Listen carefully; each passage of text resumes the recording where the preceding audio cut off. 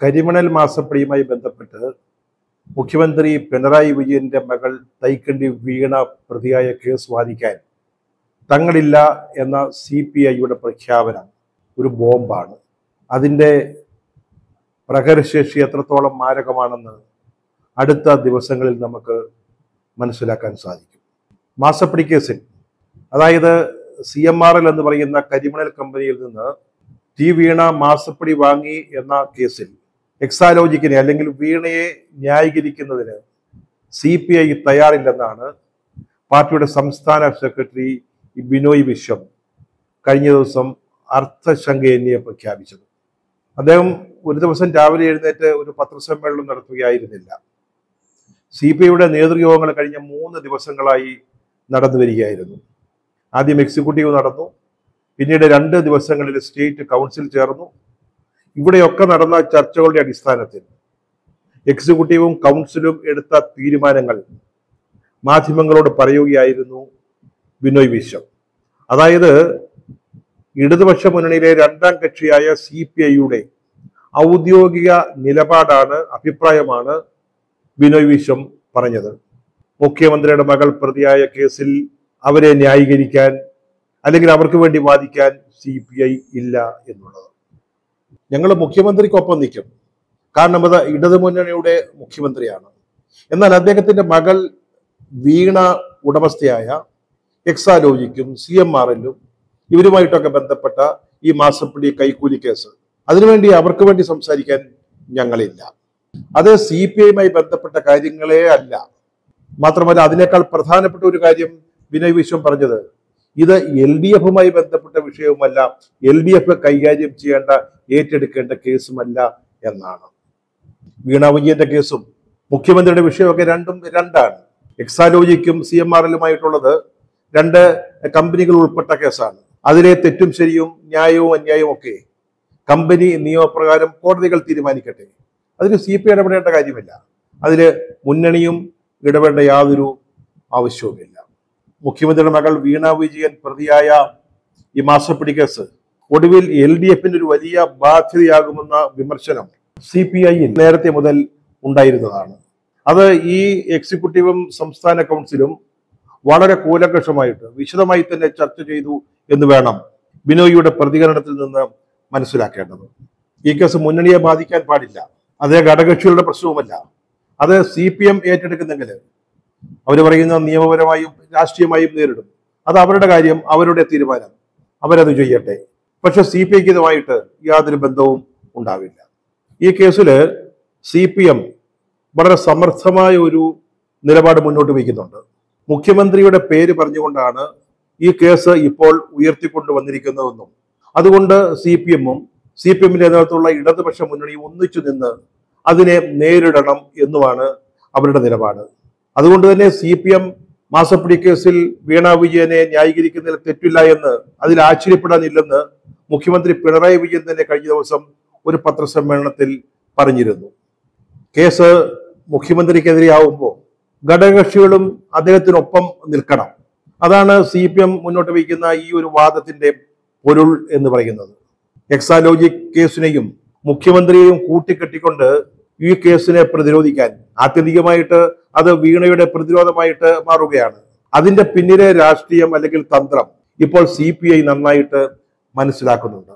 അതാണ് കൗൺസിലിന്റെയും എക്സിക്യൂട്ടീവിന്റെയും തീരുമാനത്തിൽ നിന്ന്, അല്ലെങ്കിൽ ബിനോയ് വിശ്വം നടത്തിയ പ്രസ്താവനയിൽ നിന്ന് നമുക്ക് മനസ്സിലാവുക. അതിന് നിന്നുകൊടുക്കാൻ CPI ഇല്ല എന്നും പാർട്ടി പറയുന്നുണ്ട്. അതുകൊണ്ടാണ് ഈ കേസ് LDFന്റേതുമല്ല, അല്ല LDFനെ ബാധിക്കുന്നതുമല്ല എന്ന് CPI വളരെ കൃത്യമായിട്ട് വൃത്തിയായിട്ട് പറഞ്ഞു വയ്ക്കുന്നത്. മാസപ്പടി കേസിന്റെ ഇപ്പോഴത്തെ സ്ഥിതി, ഇനി എന്താണ് ഉണ്ടാവുക, അത് സൃഷ്ടിക്കാവുന്ന പ്രത്യാഘാതങ്ങൾ, പ്രത്യേകിച്ച് കേരള രാഷ്ട്രീയത്തിൽ, അതൊക്കെ CPIയുടെ ഈ നേതൃസമിതികൾ വളരെ വിശദമായിട്ട് ചർച്ച ചെയ്തിട്ടുണ്ട് എന്ന് നമുക്ക് അനുമാനിക്കാൻ സാധിക്കും. വീണ പ്രതിയായ ഈ കേസ് വളരെ നിർണായകമായ ഒരു വഴിത്തിരിവിൽ എത്തി നിൽക്കുകയാണ്. SFIO ഈ കേസ് അന്വേഷിച്ചു. അത് കേന്ദ്ര കമ്പനികാര്യ മന്ത്രാലയത്തിന്റെ കീഴിലുള്ള ഒരു ഉന്നത ഏജൻസിയാണ്, സീരിയസ് ഫ്രോഡ് ഇൻവെസ്റ്റിഗേഷൻ ഓഫീസ്. അവരന്വേഷിച്ചു, കുറ്റപത്രം തയ്യാറാക്കി. കേന്ദ്ര ഗവൺമെന്റിന്റെ അനുമതിയോടുകൂടി തന്നെ അത് പ്രോസിക്യൂഷൻ നടപടികളിലേക്ക് നീങ്ങിയിരിക്കുകയാണ്. അത് ആരംഭിച്ചു കഴിഞ്ഞിരിക്കുകയാണ്. അത് മാത്രമല്ല, രണ്ടാമതൊരു കുറ്റപത്രം വീണ വിജയനോ എക്സാലോജി കമ്പനിയോ ഒന്നാം പ്രതിയായി ബംഗളൂരുവിലെ കോടതിയിൽ ഫയൽ ചെയ്യാൻ പോകുന്നു എന്ന വിവരവുമുണ്ട്. അതിൽ മറ്റൊരു കേസാണ് പറയുന്നത്. കരിമണൽ കമ്പനി CMRLന്റെ ഒരു സഹോദര സ്ഥാപനം എക്സാലോജിക്ക് നൽകിയ ഒരു വൻ തുക, വായ്പയായി നൽകിയ തുക എക്സാലോജിക്ക് വൈൻഡപ്പ് ചെയ്യുന്നതിന് മുമ്പായി അല്ലെങ്കിൽ അതിന്റെ പ്രവർത്തനം അവസാനിപ്പിക്കുന്നതിന് മുമ്പായി കൊടുത്തു തീർത്തിട്ടില്ല, കടം വീട്ടിയിട്ടില്ല എന്നതാണ് കേസ്. നിയമപ്രകാരം അങ്ങനെ ചെയ്യേണ്ടതുണ്ട്. ഈ കേസിൽ പറഞ്ഞല്ലോ, ഒന്നുകിൽ എക്സാലോജിക്ക് അല്ലെങ്കിൽ വീണ വിജയനായിരിക്കും ഒന്നാം പ്രതിയാവുക. അത് മാത്രമല്ല, ED രംഗത്ത് വന്നു കഴിഞ്ഞു. ഇപ്പോൾ എറണാകുളം അഡീഷണൽ സെഷൻസ് കോടതിയിൽ കൊടുത്തിരിക്കുന്ന കുറ്റപത്രം സമർപ്പിച്ച കേസ്, അതിന്റെ വിശദാംശങ്ങൾ അവർ ചോദിച്ചിരിക്കുക. ചോദിച്ചാൽ തീർച്ചയായിട്ടും SFI അത് കൊടുക്കും. കൊടുത്തു കഴിഞ്ഞാൽ ഈ കേസിൽ കള്ളപ്പണം വെളുപ്പിക്കൽ നടന്നിട്ടുണ്ടോ എന്നതിലേക്ക് EDയുടെ അന്വേഷണം വരും. അന്വേഷണത്തിന്റെ ഭാഗമായിട്ട് റെയ്ഡുകള്, പരിശോധനകളൊക്കെ ഉണ്ടാവാം. ഈ എക്സാലോജിക് എന്ന് പറയുന്ന കമ്പനി രജിസ്റ്റർ ചെയ്തിരിക്കുന്നത് വീണയുടെ വീട്ടഡ്രസ്സിലൊന്നുമല്ല, AKG സെന്ററിന്റെ പേരില്ല. CPMന്റെ സംസ്ഥാന കമ്മിറ്റി ഓഫീസായ AKG സെന്ററിന്റെ മേൽവിലാസത്തിലാണ് എക്സാലോജിക് എന്ന് പറയുന്ന ഈ കേസിൽ പ്രതിയായി നിൽക്കുന്ന കമ്പനി, വീണ വിജയന്റെ ഉടമസ്ഥതയുള്ള കമ്പനി രജിസ്റ്റർ ചെയ്തിരിക്കുന്നത്. അപ്പോൾ റെയ്ഡ് നടക്കുമ്പോൾ സ്വാഭാവികമായിട്ടും ഈ കമ്പനിയുടെ ഓഫീസിൽ പരിശോധന വേണമല്ലോ, റെയ്ഡ് വേണമല്ലോ. ഈ കഴിഞ്ഞ ദിവസങ്ങളിൽ ഗോകുലം ഗോപാലനുമായി ബന്ധപ്പെട്ട കേസുകൾ, അതിന്റെ റെയ്ഡൊക്കെ അദ്ദേഹത്തിന്റെ ഓഫീസുകളിലാണ്, ചിട്ടിഫണ്ടിന്റെയും മറ്റും. അപ്പൊ ഇവിടെ ആകുമ്പോൾ ഈ കമ്പനിയുടെ ഓഫീസ് റെയ്ഡ് ചെയ്യണം. അത് AKG സെന്ററാ, അല്ലെങ്കിൽ പ്രതി താമസിക്കുന്ന വീട് അവിടെ പരിശോധനയ്ക്ക് വിധേയമാക്കേണ്ടി വരും. അത് ക്ലിഫ് ഹൗസാ. ഇവിടെയൊക്കെ പരിശോധന നടത്താൻ EDക്ക് സാധിക്കുമോ? അങ്ങനെ ഒരു നീക്കം ഉണ്ടായാൽ കേരള സർക്കാർ സമ്മതിക്കുമോ? അല്ലെങ്കിൽ ഇവിടുത്തെ CPM പ്രവർത്തകർ സമ്മതിക്കുമോ? എന്തൊക്കെയായിരിക്കും അതിനെ തുടർന്ന് ഉണ്ടാകാൻ പോകുന്ന പ്രത്യാഘാതങ്ങൾ? ഈ കേസ് നീണ്ടു പോകുമ്പോൾ അതിന്റെ ഭാഗമായിട്ട് എന്തൊക്കെ ഉണ്ടാവാം? ഇതെല്ലാം CPI നന്നായിട്ട് പഠിച്ചിരിക്കുന്നു, മനസ്സിലാക്കിയിരിക്കുന്നു എന്നതാണ് വാസ്തവം. തദ്ദേശ ഭരണ സ്ഥാപനങ്ങളിലേക്കും പിന്നീട് നിയമസഭയിലേക്കുള്ള തെരഞ്ഞെടുപ്പ് വാതിൽക്കൽ വന്ന് നിൽക്കുകയാണ്. ഈ സാഹചര്യത്തിൽ ഈ കേസുമായിട്ട് ഇങ്ങനെ മുന്നോട്ട് പോകുന്നത് ഒരു സാധാരണ കേസല്ല.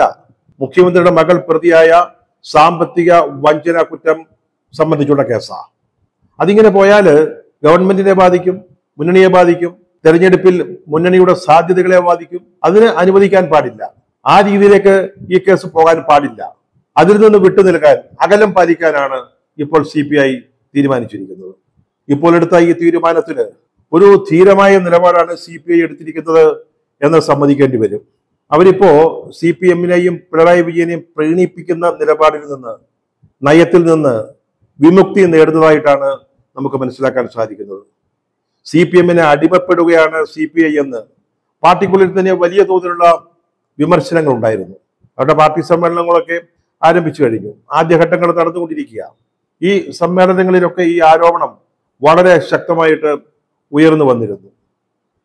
ഇത്തരം ആരോപണങ്ങളിൽ നിന്ന് രക്ഷ നേടുന്നതിന് നേതൃത്വത്തിന് തീർച്ചയായിട്ടും താല്പര്യമുണ്ടാവും. അതും ഈ തീരുമാനങ്ങളിൽ നമ്മൾ കാണുന്നുണ്ട്. CPIക്ക് ഏറ്റവും അപമാനകരമായ ഒന്ന് പാലക്കാട് എലപ്പുള്ളി ബ്രൂവറി അതിന് അനുമതി നൽകുന്നതുമായി ബന്ധപ്പെട്ട വിഷയത്തിലാണ്. അവരതിനെതിരെ ശക്തമായിട്ടൊരു നിലപാടെടുത്തതാണ്.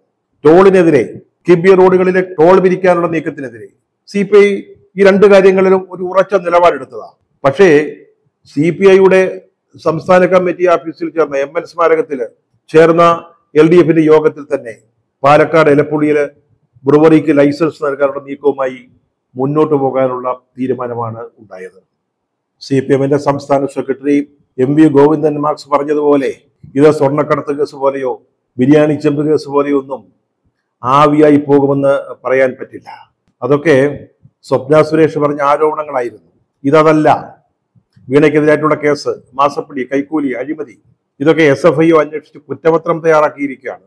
അത് കോടതിയിൽ സമർപ്പിച്ചിരിക്കുക, പ്രോസിക്യൂഷൻ ആരംഭിച്ചിരിക്കുകയാണ്. അപ്പോ അത് CPM പറയുന്നത് പോലെ അങ്ങ് ഇല്ലാതായി പോകുമെന്നൊന്നും കരുതാൻ ന്യായമില്ല. കോടതി തീരുമാനിക്കട്ടെ എന്ന് പറഞ്ഞ് മാറി നിൽക്കാനും ആവില്ല. ഈ കേസിനെ രാഷ്ട്രീയമായും നിയമപരമായും നേരിടുമെന്ന് CPM ആവർത്തിച്ചുകൊണ്ടിരിക്കുമ്പോഴാണ് CPIയുടെ ഈ തീരുമാനം ഉണ്ടായിരിക്കുന്നത്. അതായത് മാസപ്പടി കേസിൽ വീണയെ ന്യായീകരിക്കാൻ CPI ഉണ്ടാവില്ല എന്ന തീരുമാനം സംഭവിച്ചിരിക്കുന്നത് എന്നത് വളരെ പ്രധാനപ്പെട്ട കാര്യമാണ്. മറ്റു ചില വിഷയങ്ങളിലും CPI വളരെ ശക്തമായ ഒരു നിലപാട് ഈ നേതൃസമ്മേളനങ്ങളിൽ എടുത്തിട്ടുണ്ട്. അതിലൊന്ന് നമ്മുടെ സ്കൂളുകളിൽ നടപ്പാക്കാൻ പോകുന്ന PM ശ്രീ എന്ന ഈ ബ്രാൻഡിംഗ് പരിപാടി ഇവിടെ വേണ്ട എന്നുള്ളതാണ്. അത് അനുവദിക്കാമെന്ന് മുന്നണിയിലൊരു ചർച്ച നടന്നിരുന്നു. കഴിഞ്ഞ മന്ത്രിസഭാ യോഗം അതിന് അനുകൂലമായ തീരുമാനമെടുക്കുമെന്നും കേട്ടിരുന്നു. പക്ഷെ അതിനെതിരെ ആഞ്ഞടിച്ചിരിക്കുകയാണ്, അല്ലെങ്കിൽ ശക്തമായിട്ട് രംഗത്ത് വന്നിരിക്കുകയാണ് CPI. CPI ഒന്ന് മാറുന്നതിൻ്റെ, അല്ലെങ്കിൽ മാറാൻ ശ്രമിക്കുന്നതിൻ്റെ, സ്വന്തം വ്യക്തിത്വം ഉയർത്തിപ്പിടിക്കാൻ ആഗ്രഹിക്കുന്നതിൻ്റെ ലക്ഷണങ്ങളായിട്ട് നമുക്കിതിനെയൊക്കെ വായിച്ചെടുക്കാൻ സാധിക്കും. CPIയുടെ ഈ നിലപാട് ഇടതു ജനാധിപത്യ മുന്നണിയിലും പ്രത്യാഘാതങ്ങൾ ഉണ്ടാക്കും എന്ന കാര്യത്തിൽ സംശയമില്ല.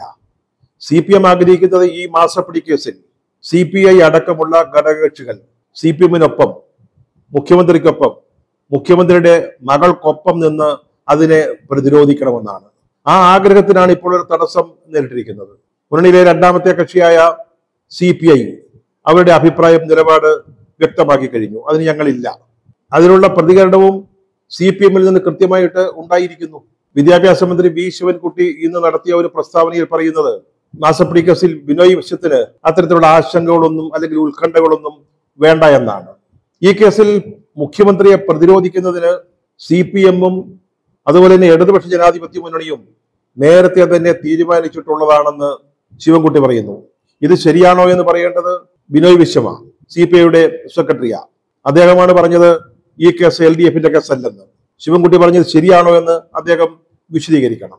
ശിവൻകുട്ടി മറ്റു ചില കാര്യങ്ങൾ കൂടി പറഞ്ഞു. ഈ പാർട്ടി സമ്മേളനം നടത്തിയതിനു ശേഷം ബിനോയ് വിശ്വം നടത്തിയ പ്രസ്താവന അത് LDF യോഗത്തിലായിരുന്നു പറയേണ്ടിയിരുന്നത്. അദ്ദേഹം പ്രതിപക്ഷ നേതാവിന്റെ ഭാഷയിൽ സംസാരിക്കരുത്. അതേ, കൃത്യമായ പ്രതികരണം CPM-ൽ നിന്ന് വന്നു കഴിഞ്ഞു. അതാണ് പറഞ്ഞത്, CPIയുടെ ഈ തീരുമാനം, നിലപാട് CPM-ൽ കൃത്യമായ ശക്തമായ പ്രതികരണങ്ങൾ ഉണ്ടാക്കുമെന്ന്. മൂന്നാമത്തെ കക്ഷി എന്ന് പറയാവുന്നത് കേരള കോൺഗ്രസ്സാണ്. KM മാണി ഓർമ്മയാവുകയും കേരള കോൺഗ്രസ് LDF-ൽ ചേരുകയും ചെയ്തതോടെ ആ പാർട്ടിയെ പറ്റി ഒന്നും കേൾക്കാനില്ല. അതൊരു നിലപാടില്ല പാർട്ടിയായിട്ട് മാറിയിരിക്കുകയാണ്.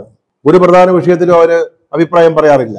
ഈ വിഷയത്തിൽ, അതായത് മുന്നണിയെയും കേരള കോൺഗ്രസ് അടക്കമുള്ള ഘടക കക്ഷികളെയും വരും ദിവസങ്ങളിൽ വളരെ ദോഷകരമായി ബാധിക്കാവുന്ന ഈ കേസുമായി ബന്ധപ്പെട്ടെങ്കിലും ആ പാർട്ടി എന്തെങ്കിലും പറയുമോ എന്നുള്ളത് കാത്തിരുന്ന് കാണേണ്ടതുണ്ട്. CPM ആവട്ടെ ഈ കേസൊക്കെ അങ്ങ് ആവിയായി പൊയ്ക്കോളുമെന്നുള്ളൊരു പ്രതീക്ഷയില്ല.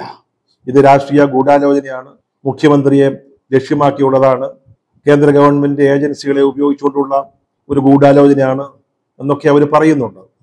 കഴിഞ്ഞ ദിവസം MV ഗോവിന്ദൻ മാസ്റ്റർ പറഞ്ഞത് കോടിയേരി ബാലകൃഷ്ണന്റെ മകന്റെയും പിണറായി വിജയന്റെ മകളുടെയും കേസുകൾ തമ്മിൽ താരതമ്യമില്ലെന്ന, രണ്ടും വ്യത്യാസമുണ്ട്.